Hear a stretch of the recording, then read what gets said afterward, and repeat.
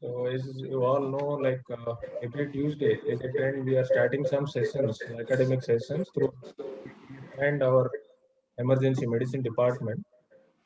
So today, first of all, at the outset, I want to thank everyone, each and everyone who joined today's sessions. I want to thank Dr. Sashi Kiran, our senior nephrologist at Yashoda Malakpet, having 13 years of experience. He has published many national and international papers, had good amount of knowledge when it comes to ICU cases also. Today's topic of discussion is like basically organ crosstalk or renal pulmonary syndromes. I invite Dr. Sashi Kiran to go ahead and enlighten us on this renal pulmonary syndromes.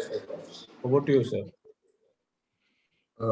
Thank you, Dr. Mishra, for your kind words. And I also thank the Department of Critical Care for having me this evening. I'd like to share a little bit of what I know about the pulmonary renal syndrome from a nephrology perspective, and then we can have a discussion about it.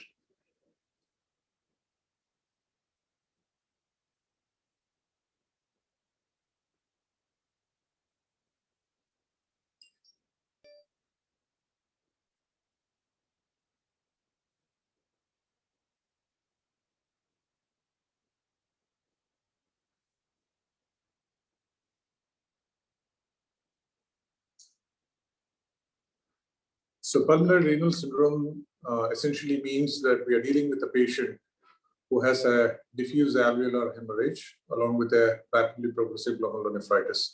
It's one of the dreaded conditions that we face in ICUs quite often, and we need to be very careful in diagnosing this and be emergent in treating these patients because the implications can be widespread. So a pulmonary renal syndrome patient is somebody who has a diffuse alveolar hemorrhage and rapidly progressive glomerulonephritis.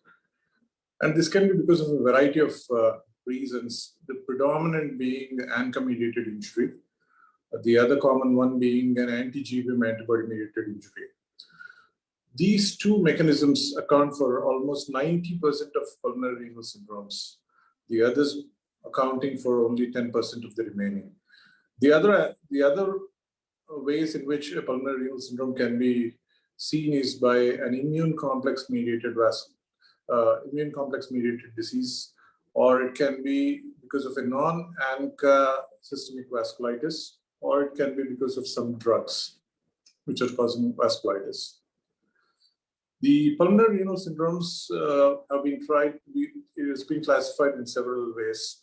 Morphologically, looking at the size of the blood vessels, and also on biopsies, whether there's a presence or absence of granulomas in a typical patient.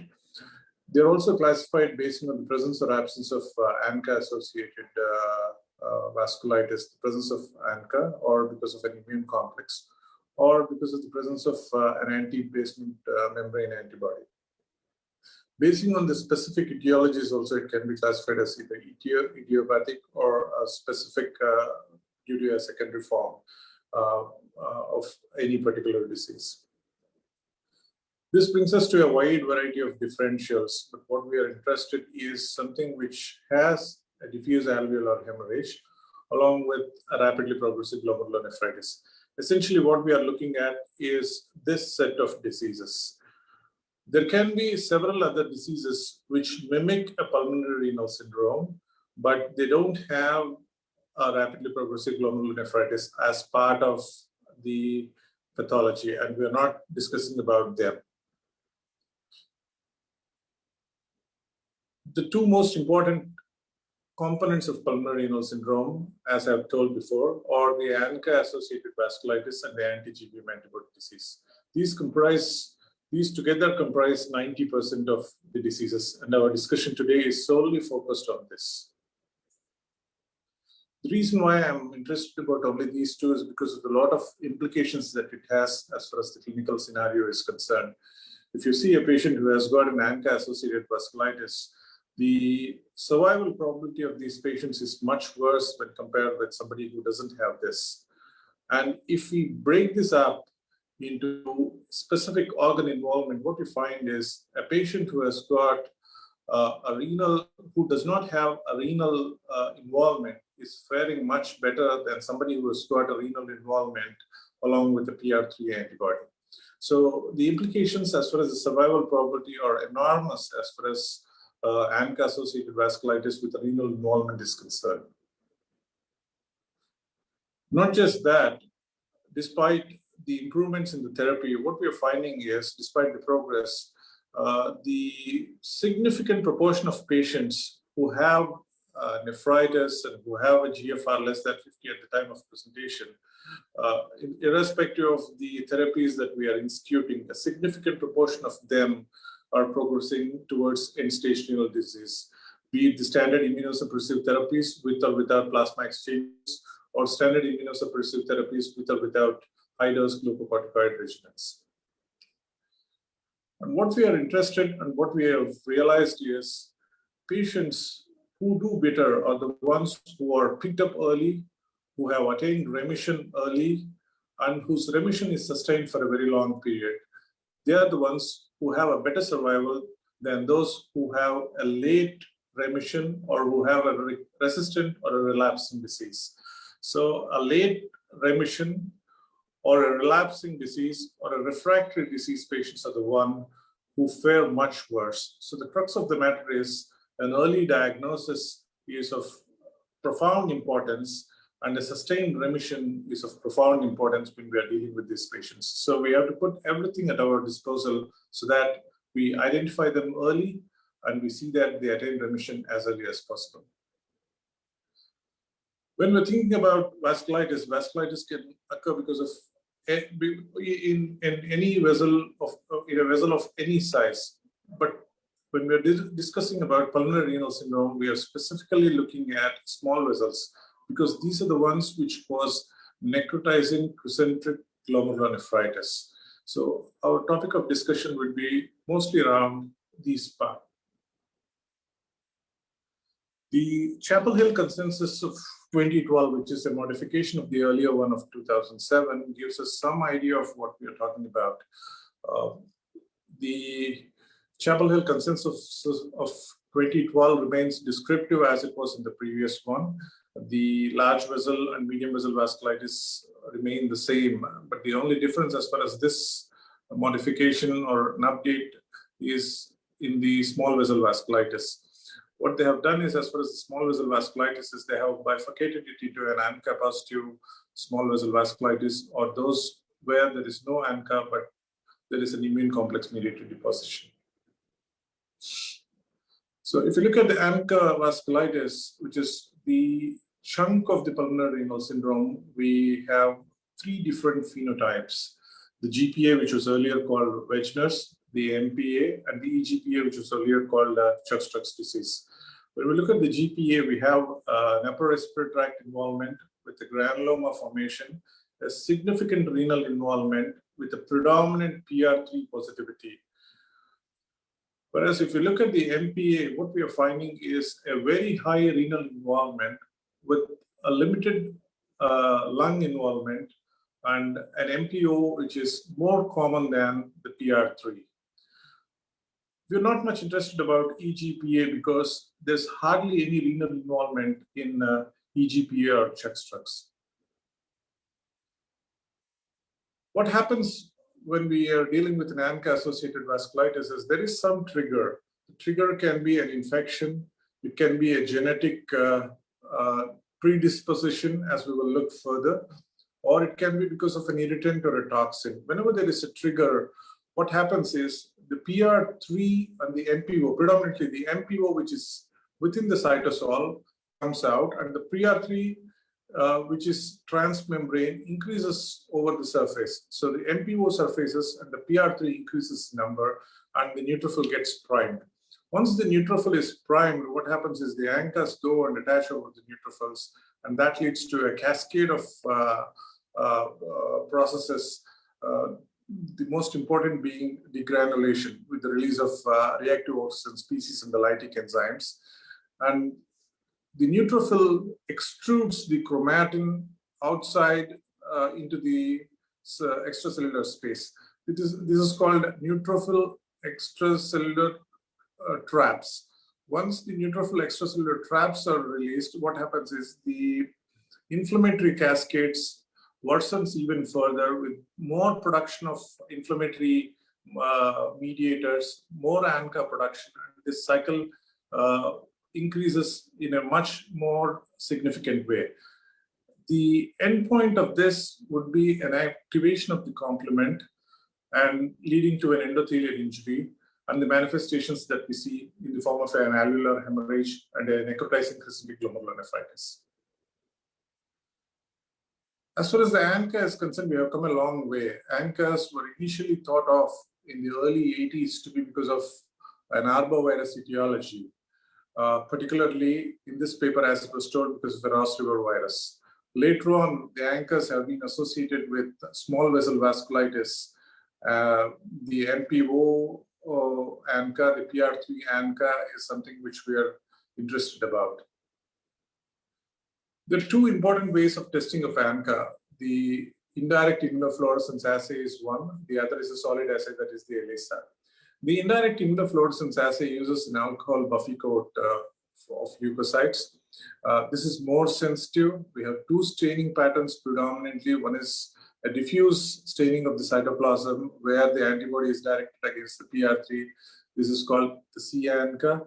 Or when the staining pattern is predominantly around the nucleus, it's called P-ANCA, where the antibody is directed against the MPO. The immunofluorescence assay gains its importance in being very sensitive, and it can be useful as a screening tool. The other one, which is more specific and which is important for us to pinpoint, is the ELISA, where we use a purified specific antigens against the MPO and the PR3. When we are solely relying on the immunofluorescence, the indirect immunofluorescence assay, there are some pitfalls. The most important being the interpretation is very subjective. It's a visual interpretation. There are no reference values. And hence, it depends on the expertise of the person who is looking at the test. Another important thing is the P-ANCA pattern can be quite non-specific, and sometimes the P-ANCA pattern can be seen when the antibodies are directed against non-MPO and PR3 proteins like lactoferrins or histones or something. So relying solely on ANCA by way of an indirect immunofluorescence can have its own drawbacks. And sometimes it can be difficult to distinguish from anti-nuclear antibodies. In other words, sometimes if we have a patient who has an MPO or PR3 negative by an ELISA, but just an ANCA positivity by immunofluorescence and an ANA positivity, what we can interpret is the ANA which is positive in the presence of a positive ANCA by immunofluorescence is a false positive ANA. In other words, if the immunofluorescence for ANCA is positive, but the solid phase assay is negative for MPO or PR3, and the ANA is positive for ANCA by IF, that means the ANA is a false positive. And this paper clearly establishes this fact. This paper is significant in the sense that this paper utilized the assays which are available in the market as far as diagnosing the ANCAs are concerned. What we have found in this paper is when we are using immunofluorescence by indirect methods alone, the specificity is very minimal and it is of no use. So for best results, what we need to use is to use ANCA testing by immunofluorescence and follow it up with a solid phase assay by an ELISA. So if you're doing it sequentially by indirect immunofluorescence followed by an ELISA, your pickup rate is very high. So this is something which needs to be employed in clinical practice whenever you are trying to diagnose small vessel vasculitis with ANCA. So you need to use both these assays, an immunofluorescence as a screening assay because of its high sensitivity, followed up by an ELISA solid phase testing for its high specificity.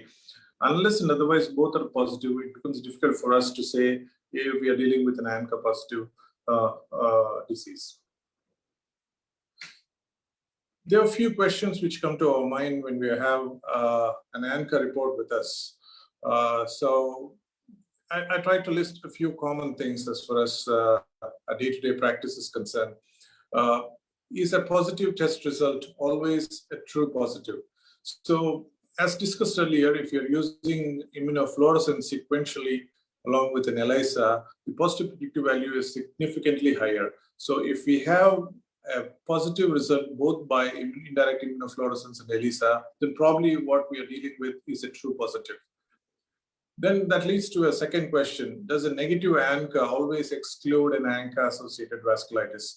This may not be a case because in moderate cases of GPA or NPA, up to 40 to 50% of the times, even though the biopsy is suggestive of a small vessel vasculitis, the ANCA may be negative. So a biopsy becomes imperative for us, and we need to do biopsy whenever it's possible to diagnose a case of small vessel vasculitis, and we just can't rely on a negative ANCA report. And it is also surprising that in 10% of very severe cases of small vessel vasculitis, which is proven by biopsy, the ANCA may be negative. So you cannot do away with a biopsy when you have a negative ANCA report. So a negative ANCA report must make us to subject the patient to biopsy whenever we have an opportunity. So next question is, can I avoid a biopsy if the ANCA is positive? So a biopsy is always necessary, especially from a renal perspective, to see if we have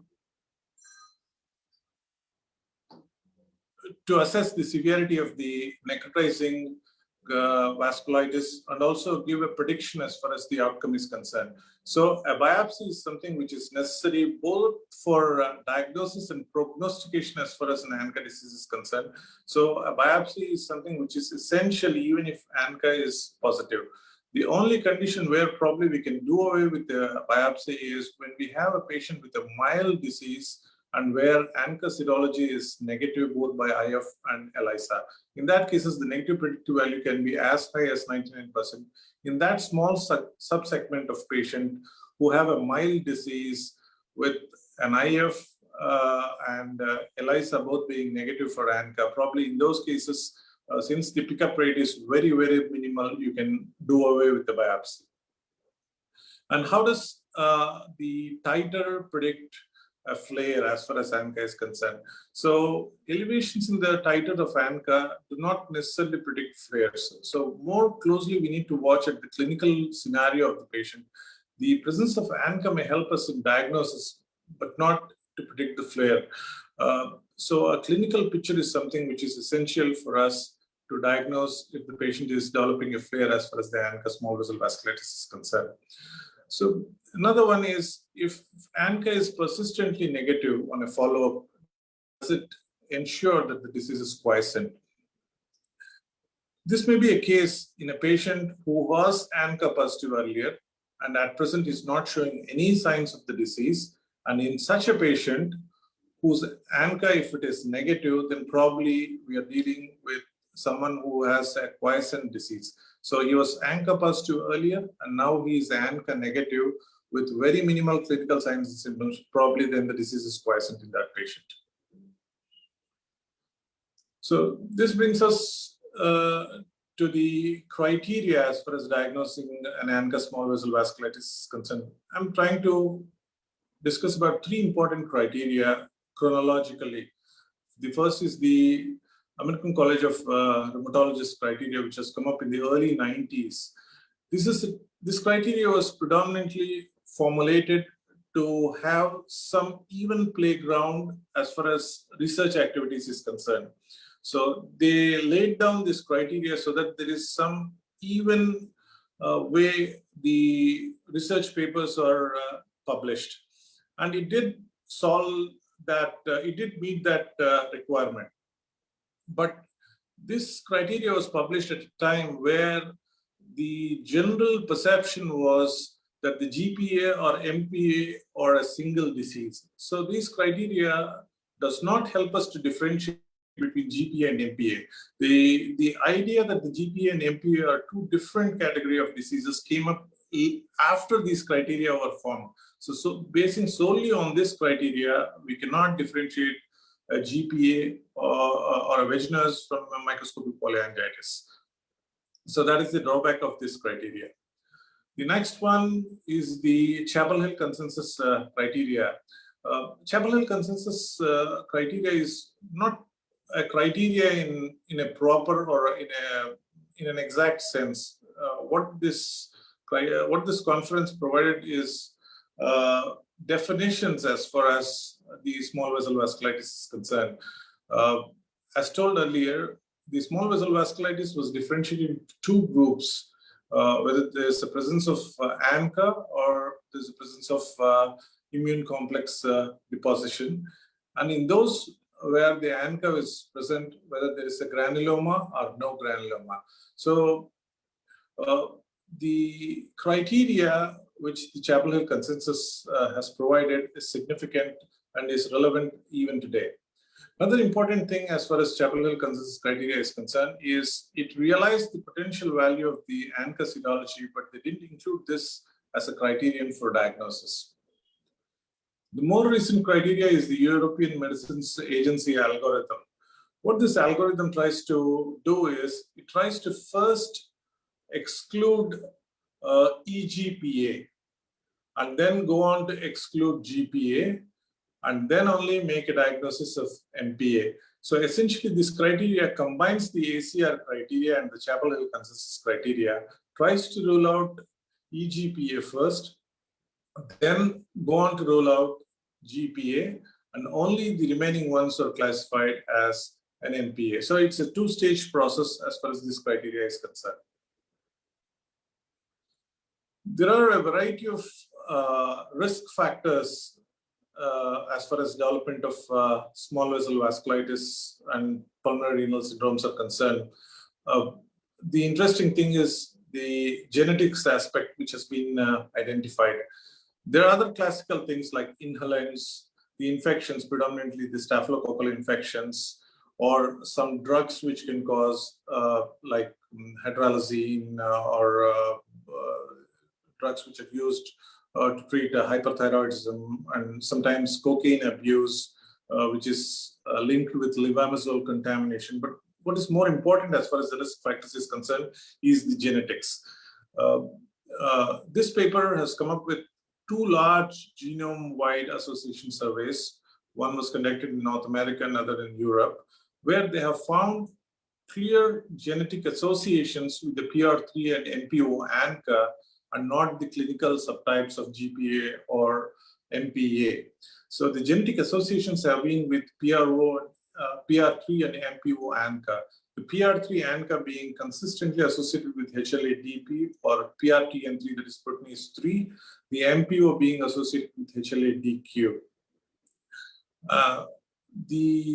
Both PR3 and MPO can sometimes be, MPO small vessel vasculitis can sometimes be associated with SERPINA1, which encodes to alpha-1 antitrypsin, which is the antagonist to the proteinase 3, or the PTPN22 that is linked with the T-cell activation. So we may be moving from a morphological phenotype to an era where we will be relying more and more on genetics as far as the identification of these diseases are concerned in future. When we look at the clinical presentations, I'm restricting myself only to the renal presentations. The renal manifestations can be seen in about 1/5 of the patients at the time of presentation, but by the end of 2 years, almost 90% of them will have renal manifestations. The renal manifestations can be from as minimal as an asymptomatic hematuria to as grave as in rapidly progressive glomerulonephritis. So the spectrum is wide. And most of the times, what we would be dealing in ICU is somebody with a rapidly progressive glomerulonephritis, where the renal failure progresses over a period of days to a couple of weeks, where you would be needing dialysis if we are not in a position to identify or treat him aggressively.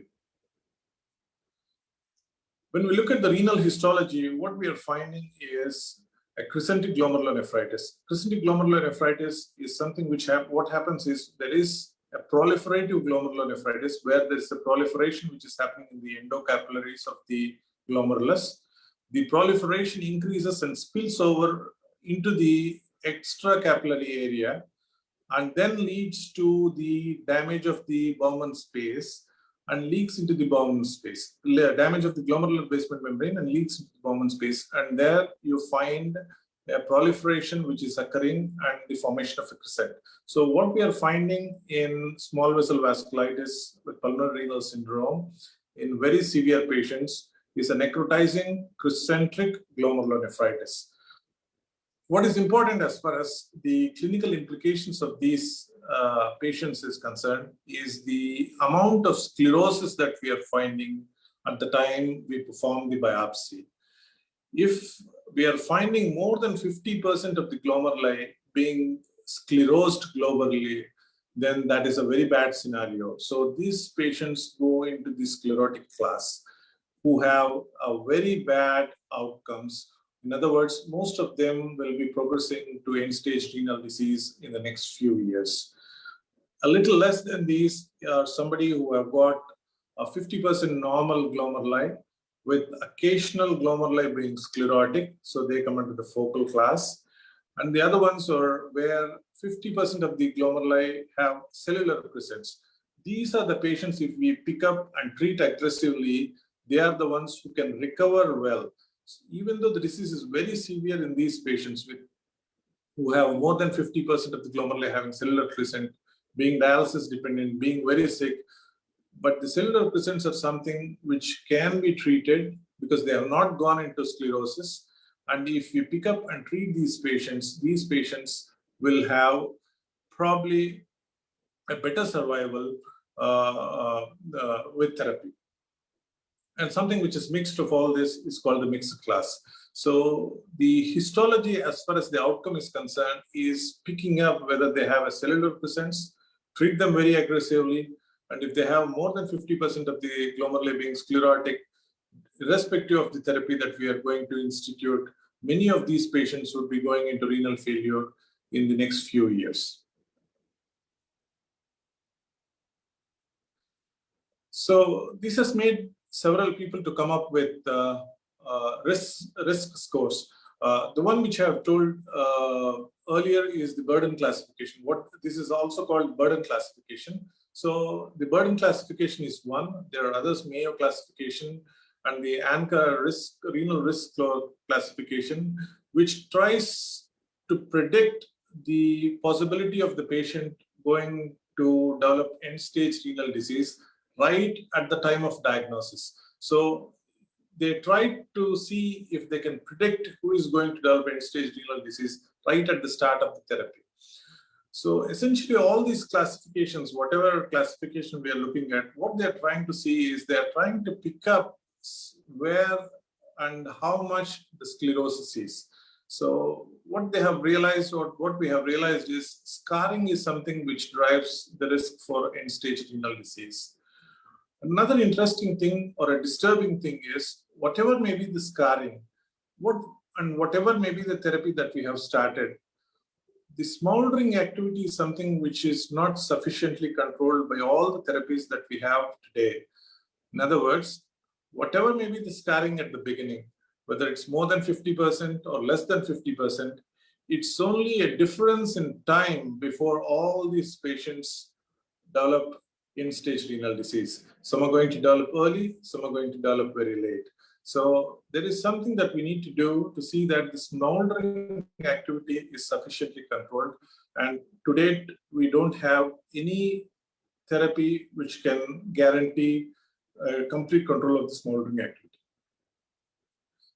So when we come to the management, whenever we are suspecting a patient to have pulmonary renal syndrome, especially a small vessel vasculitis or an anti-JBM antibody disease, what we need to say is this patient having the anti-GBM disease along with the small vessel vasculitis? If he is positive for both, small vessel vasculitis, that's ANCA, and also anti-GBM antibody, we need to institute plasmapheresis along with the standard induction regimens, which comprise corticosteroids, cyclophosphamide, and rituximab. So a plasmapheresis is something which is necessary whenever we are dealing with somebody who is double positive for both ANCA-mediated small vessel vasculitis and anti-GBM antibody disease. If they are not positive for anti-GBM antibody, but they have a life-threatening or a site-threatening symptom in the form of either an active glomerular nephritis or a pulmonary hemorrhage or a site-threatening disease, then we need to be aggressive as far as the induction therapy is concerned. We have to give them corticosteroids along with cyclophosphamide and rituximab, as we will be seeing further. And if it is not so aggressive, probably we can give them a milder regimen which comprises corticosteroids and methotrexate, just in case they don't have any renal failure, or if they have a mild renal failure, corticosteroids with rituximab. So whenever we are instituting the induction regimens, and if the patient is able to achieve a remission within 6 months, then he goes to a maintenance therapy. But if in the 6 months period, if he is unable to meet the criteria for remission, then we are categorizing this patient to have a resistant disease. So what are the induction regimens that we have with us and which we can use? So predominantly we have two regimens. One is a rituximab-based regimen. The other is a cyclophosphamide-based regimen. Rituximab can be given in two ways. 1 gram every 2 weeks for 2 doses. This is generally preferred by the rheumatologists. This is another way. There's another regimen which is commonly preferred by the nephrologist, that is 375 milligrams per meter square per week for 4 weeks, along with glucocorticoids. Or you can go for a cyclophosphamide-based regimen. This is basing on the Cyclops study, which has come up almost a decade and a half ago, where the IV regimen comprises 15 milligrams per kg every 2 weeks for 3 doses, and then every 3 weeks for the next 3 to 6 months, along with glucocorticoids. Or you can go for an oral regimen where we give 1.52 milligram per kg per day for 3 to 6 months. The response in both the oral and IV regimen are almost equivalent as shown in the Cyclops study. But the advantage of the IV regimen is the lesser cumulative dose and the lesser side effects, especially the gonadal toxicity. So when we look at the efficacy of the induction regimens, I've tried to quote 2 important studies as far as this is concerned, which will give us some idea of which one we have to use. The first one is the RAVE trial, which was a non-inferiority study, a randomized placebo-controlled trial, a multi-center trial, where they tried to see if rituximab is non-inferior to cyclophosphamide. Rituximab 375 milligrams per meter square per week for 4 weeks, along with oral cyclophosphamide 2 milligram per kg per day. These two were compared when they are given along with methylprednisolone initially, followed by an oral prednisolone. What was found is the remission achievement and also the remission maintenance was better with rituximab when compared with cyclophosphamide. But there is an important thing that we need to realize as far as this trial is concerned, because none of these patients who were included in this trial had alveolar hemorrhage requiring mechanical ventilation. And none of these patients needed dialysis. Their creatines were less than 4 milligram per deciliter. So the cohort of patients who are included in RAVE trial don't comprise patients who have a very severe disease, probably a moderate disease. So patients who have a moderate disease, probably rituximab may be better for them along with a corticosteroid rather than cyclophosphamide. This makes us see how rituximab and cyclophosphamide fare when we're dealing with a severe disease. So this was addressed in rituximab study, where they tried to combine rituximab 4 doses along with cyclophosphamide 2 doses. What they have done is they have given rituximab every week, and for the first and fourth dose of rituximab, they have combined with cyclophosphamide. When they have done this and compared with cyclophosphamide alone, what they have found is a combination of rituximab with cyclophosphamide is much better than cyclophosphamide alone, even though we are giving a very prolonged and lengthy and many doses of cyclophosphamide. So if we are dealing with a patient who is very sick, who is on a ventilator, who is needing dialysis, probably rituximab in combination with cyclophosphamide gives him a better chance for achieving remission. Another interesting thing and contentious thing as far as the induction regimens are concerned is the role of plasma exchange in ANCA-associated vasculitis. Almost a decade and a half ago, there was very high enthusiasm to institute plasma exchange in small vessel vasculitis, as shown in this meta-analysis. There are several studies which have been taken up for analysis in this meta-analysis. What we can find in this forest plot is consistently most of these studies favored the institution of plasmapheresis as a part of the induction regimen when we're dealing with a small vessel vasculitis patient who is very severe. This meta-analysis also included the MEPEX trial, which was widely quoted at that time, MEPEX trial of 2007. But for a period of time, what we have realized is the enthusiasm has been dampened by what we have found, as shown in this retrospective cohort study, where they have shown that the efficacy of or the added advantage of plasma exchange is almost nil when compared with the standard regimen of rituximab with cyclophosphamide. So the enthusiasm has decreased. Now, not many people are favoring the institution of plasma exchange when we are dealing with an ANCA-associated small vessel vasculitis patient who is presenting with pulmonary renal syndrome, basing on this retrospective cohort study. This made people to look at a prospective study, which is more well-designed, to see if at all the findings of these retrospective studies is helpful. The PEXIVAS study is something which was designed for that, and this is the one which gives us information as far as the role of plasma exchange in the treatment of ANCA-associated small vessel vasculitis is concerned as part of the induction regimen. What it has shown is there is no added benefit of plasma exchange when compared with standard induction regimen in patients with ANCA-associated vasculitis. So the enthusiasm has been dampened by this prospective randomized study.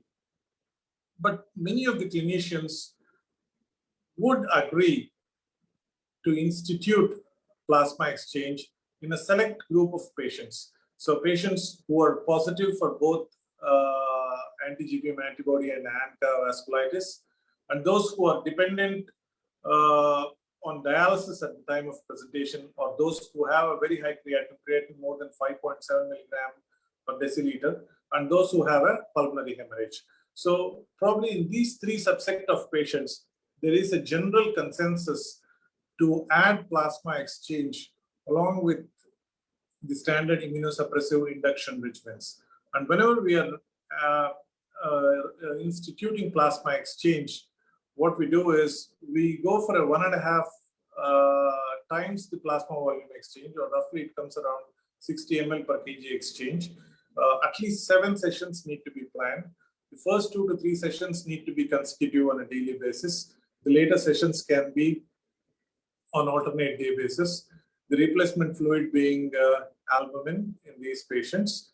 And whenever there is a chance for bleeding. The last 1 to 2 liters can be fresh frozen plasma as a replacement.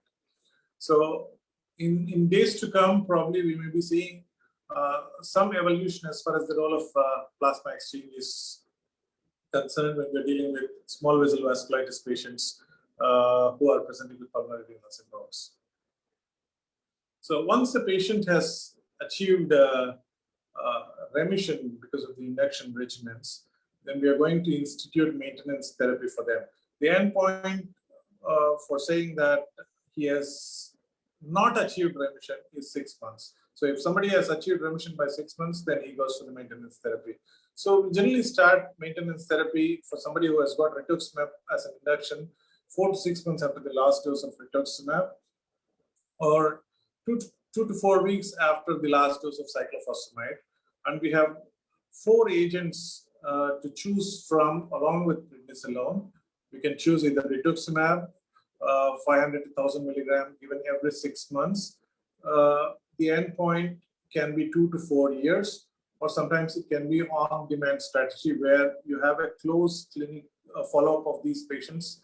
You look for the clinical signs, and whenever you feel there is a worsening of the clinical signs, then you give an additional dose of rituximab. Or you can go for an azathioprine, 2 milligram per kg per day, a maximum being around 200 milligrams per day, or a methotrexate in patients who don't have a renal failure, 15 to 25 milligrams every week, or mycophenolate mofetil up to 3 grams per day. So these are the agents we can choose from as far as the maintenance therapy is concerned. Now let's see how each of these agents fare when compared with others.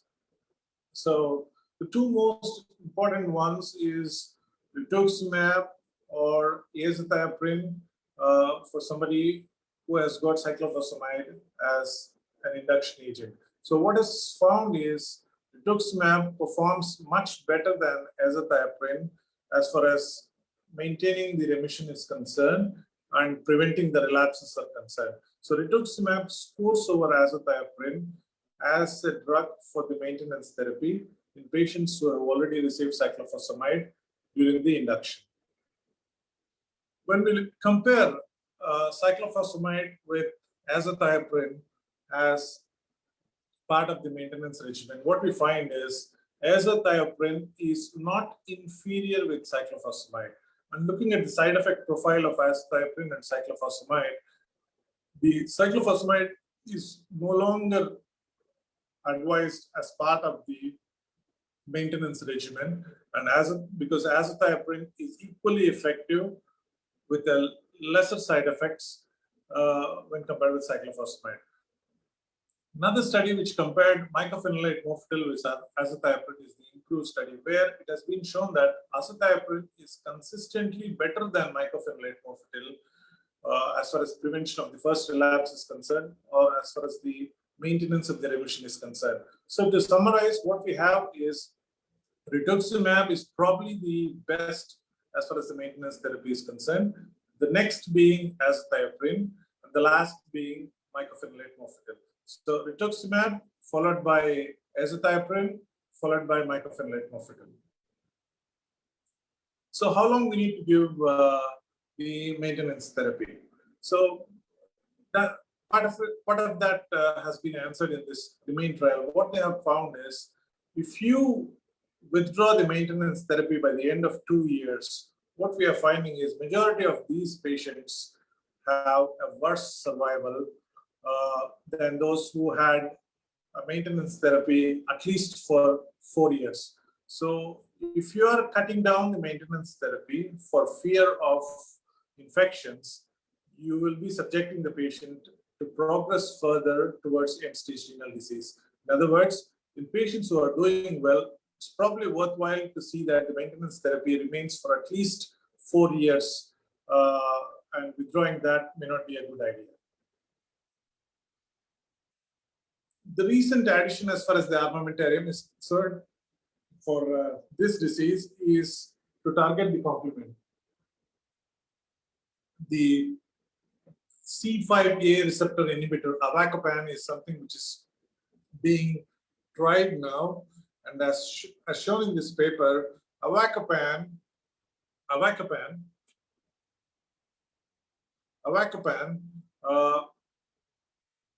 you find the green lines over here. Avacopan alone is doing much better than Avacopan along with prednisolone or prednisolone along with the placebo as far as the control of the activity of the disease is concerned, or as far as the reduction in the albumin creatinine ratio is concerned, or reduction in the urine MCP creatinine ratio is concerned.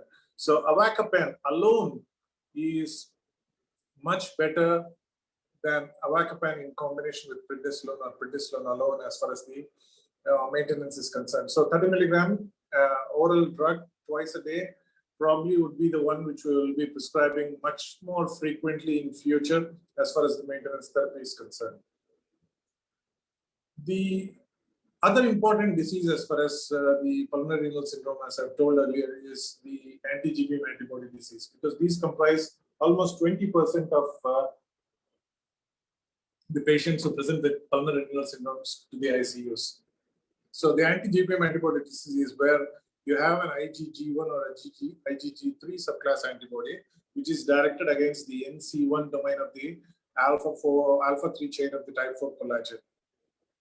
So these antibodies are seen predominantly in patients who are HLA-DR1 or DR4, and there is a direct correlation between the creatinine level and the anti-GBM antibody level and the crescents which are there.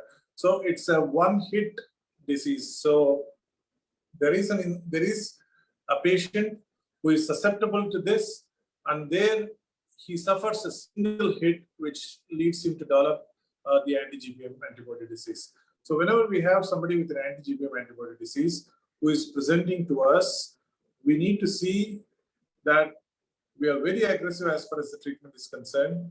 We institute all the standard regimens, standard drugs as far as the induction regimen is concerned. That is the corticosteroids, cyclophosphamide, and plasma exchange in all patients who have a pulmonary disease, and those who don't need a dialysis, and those who are double positive. The unfortunate patients are the ones who present to us with a very high creatinine above 6, and who are dialysis dependent at presentation. So patients who are dialysis dependent at the time of presentation with an anti-GBM antibody disease, and who have a creatinine above 6, these patients, they progress towards end-stage renal disease despite all the measures or the therapies that we can institute for them. So in other words, whether it's corticosteroids with cyclophosphamide or plasma exchange, this is not going to help patients who present to us in a dialysis dependent stage. And many a times, whenever a patient is presenting with dialysis dependency, plasma exchange is not offered to them because the risks are much more than the benefit. So in those patients who present to us in a non-dialysis dependent stage with a pulmonary hemorrhage, we need to institute plasma exchange along with the induction regimen. And once a remission is attained, we have to continue corticosteroids and cyclophosphamide for up to 6 months and then stop it there. So what are the trends as far as the development of end-stage renal disease or death in 5 years as far as the small vessel vasculitis and anti-GBM antibody disease which are presenting as pulmonary renal syndrome? This is a paper which has shown how the survival chances have improved from 1985 till 2010. What we can see in this paper is there is a significant improvement from the cohort of 1985, the cohort of 2000, but there is not much difference between the cohort of 2000 to 2004 or 2005 to 2009. In other words, there is an initial improvement which is seen, but there has been a standstill at this moment. So there is ample scope for us to develop newer molecules which can help improve the survival chances of the patient from what we have right now. So the crux is early diagnosis and the treatment, which is important. So let me conclude by saying that ANCA-associated vasculitis is a contentious issue. Early recognition is something which is very important. ANCA testing should be using both IF and ELISA. So wherever it is possible, we have to institute both rituximab and cyclophosphamide along with steroids. Plasma exchange in the subset of patients where it is necessary. A longer duration of maintenance regimens are important, and newer molecules have some role as being shown in the newer studies. Thank you. Yeah, thank you, Dr. Sashi Kiran. Can you actually switch on your video, please? Yeah.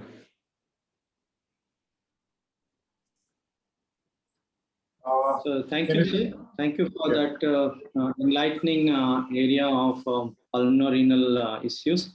In intensive care unit, we come across these scenarios, sir.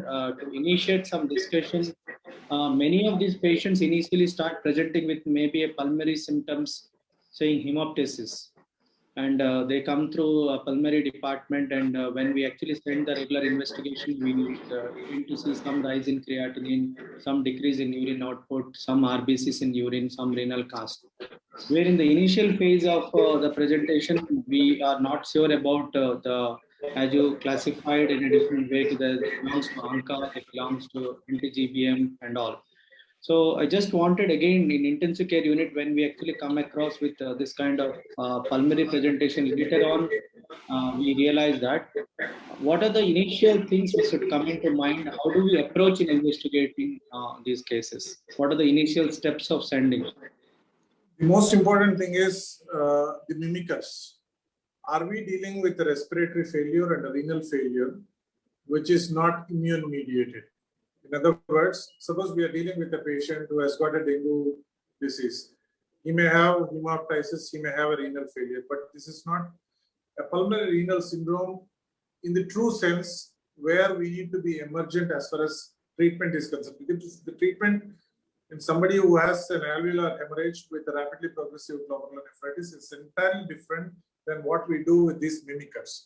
So essentially what we have to do for these patients from a nephrology perspective, what we do is we try to see if this patient has got a proliferative glomerular nephritis.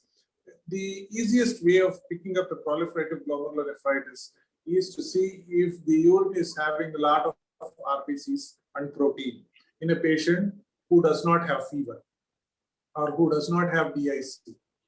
So if a patient has got this active sediment urine with a lot of RBCs and protein, who has developed this in the absence of renal failure or DIC for a period of few days or a couple of weeks, then this is the patient who has got rapidly progressive glomerular nephritis, cystic glomerular nephritis.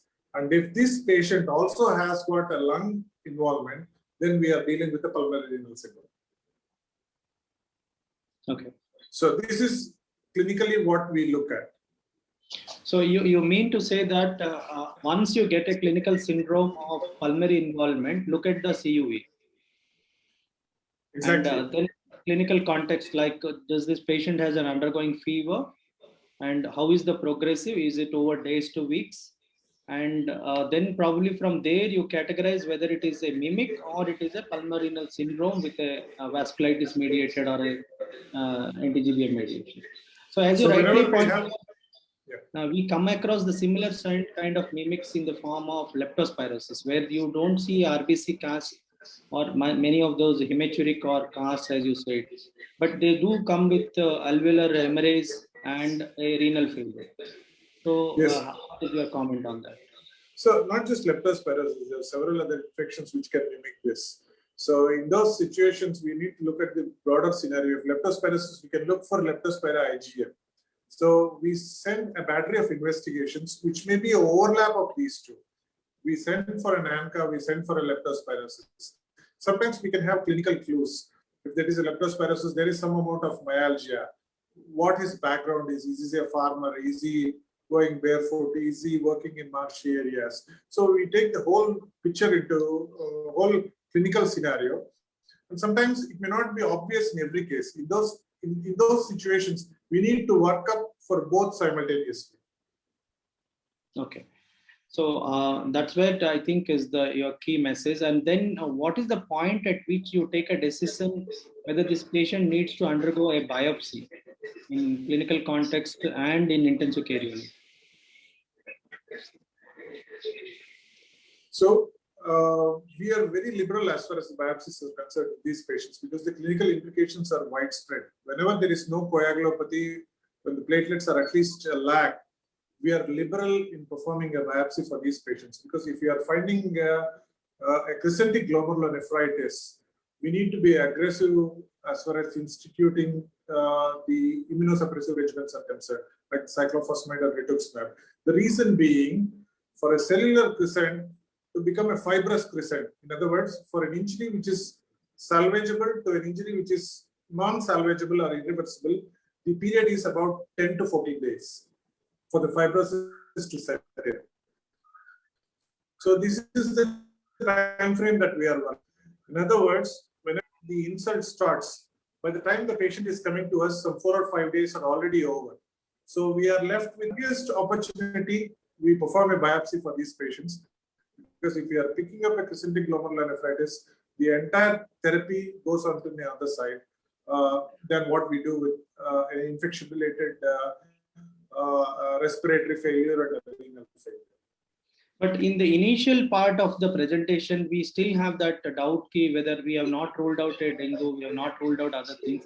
Generally, in clinical settings, how many days it takes to actually come to a conclusion where you go for a biopsy in your experience? 2 to 3 days is max. We can come to some idea of what we are dealing with. Because the dengue serology, the IgM serology for leptospira, the coagulation profiles, these are all available in 2 to 3 days. And if he has a severe renal failure, maybe a session or 2 sessions of dialysis will bring down the uremia, which will make us, which will make the patient easy to undergo a biopsy because the pulmonary edema is not there. He is in a position to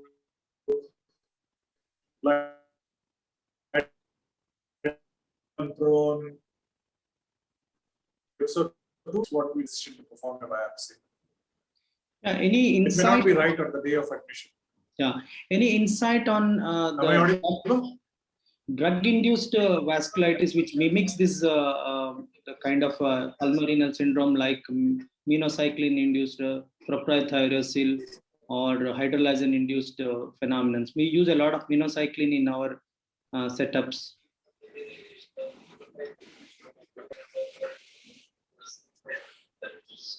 So I have not seen myself personally, let me confess that. Hydrolysin is something which we use very frequently in nephrology, but we have not come across any patient who is developing pulmonary renal syndrome with hydrolysin. The endocrinologist may help me as far as propyldiazole is concerned. And cocaine or levamisole, cocaine is not there in this part of the world. Levamisole we use very frequently in pediatric patients. We use for almost 1.5 years in trying to deal with steroid-dependent nephrotic syndromes. I have not seen even a single patient who has received levamisole for 1.5 years developing these pulmonary renal syndromes, or patients who have been given hydrolysin developing this pulmonary renal syndrome. I have not seen. I've just read in the books. I have not seen it. So there is a little out-of-box query that how do we actually differentiate between the disease flares, probably related to autoimmune context, versus in situation where you have actually deteriorated with a new infection? So whenever we have a patient who is already diagnosed with small vessel vasculitis or antibody disease, let us leave anti-GBM antibody disease because there is no relapses. It's just a one-time phenomenon. A small vessel vasculitis who is diagnosed, who is treated, who has attained remission, then if this patient is developing a new onset proteinuria, new onset microhematuria, new onset renal failure, in the absence of a severe infection may be a trigger, but in the onset of a severe infection, probably we are dealing with a patient who has developed a relapse. So new onset proteinuria or a worsening of the pre-existing proteinuria, worsening of microhematuria, worsening of the GFR is something which will make us think that this patient has developed a relapse. And if you are dealing with immune complex mediated one, like for example an SLE, which can present as a pulmonary renal syndrome, but it comprises a very small percentage of patients. In those, we can look for the C3 and serum C3 and C4 values. C4 in particular, as far as SLE is concerned. If there is a low C4 value, probably we are dealing with a relapse in those situations. How frequently come across the overlap and combination of both? As you mentioned in 2 or 3 combinations where you present, the presentation can be both anti-GBM plus ANCA in patients of the same category. Yeah.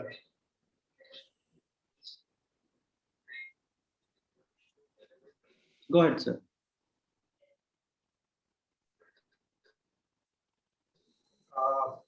There's been some disturbance. How frequently have I come across a double positivity is what you have asked. Yes. The anti-GBM and an ANCA vasculitis.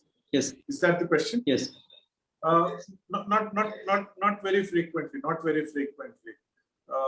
Double positivity, we find it very rarely. As such, these diseases are rare, and double positivity I have not come across very frequently.